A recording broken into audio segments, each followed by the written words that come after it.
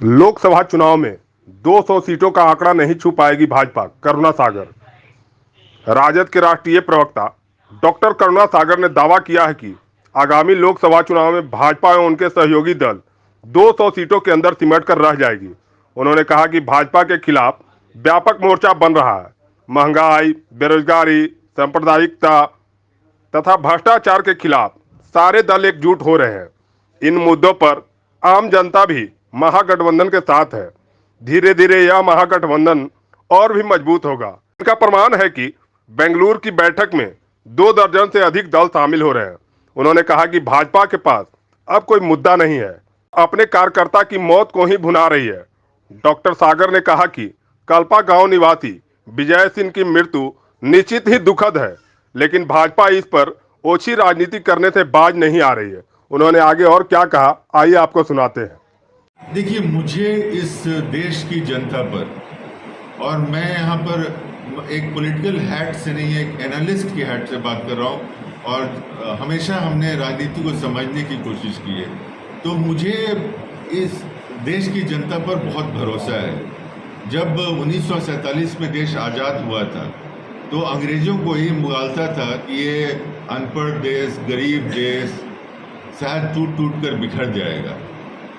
Churchill ने ये बात कही थी कि यहाँ के नेताओं में ये क्षमता नहीं है कि इस देश को गवर्न कर पाएंगे।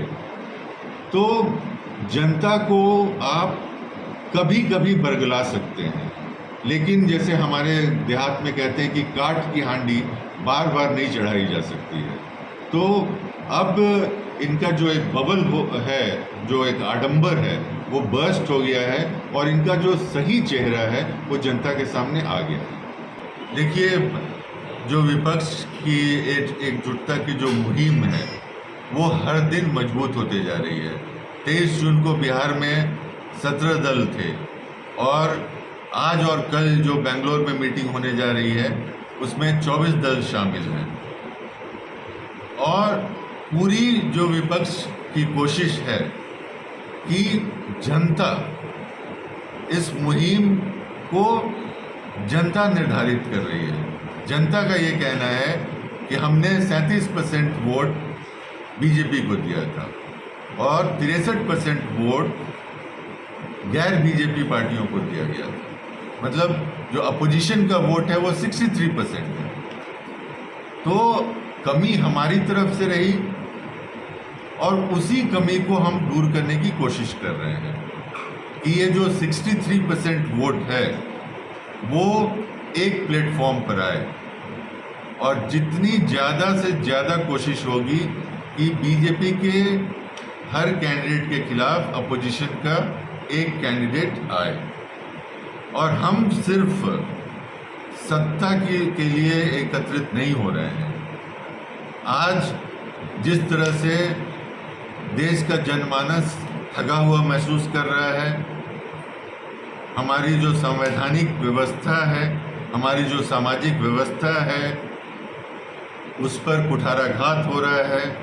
तो जैसा मैंने कहा कि आज हमको जनता मजबूर कर रही है कि हम एक साथ आएं और जनता की आवाज़ बने और कल जनता की सेवा करें।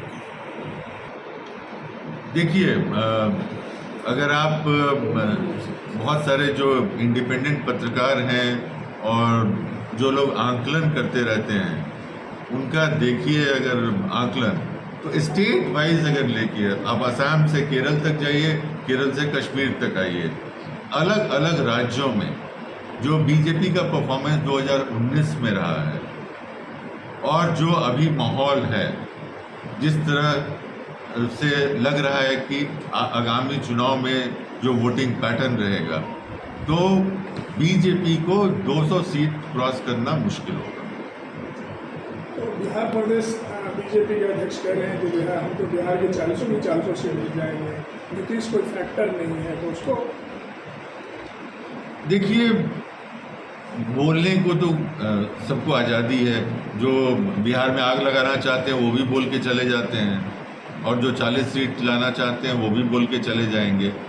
लेकिन आप पत्रकार हैं और आप जनता से जुड़े रहते हैं, जनता से मिलते हैं, और वस्तु स्थिति आपको भी पता है कि यहाँ 40 सीटें बीजेपी की तरफ आएगी कि 40 सीटें महागठबंधन की तरफ आएगी। सर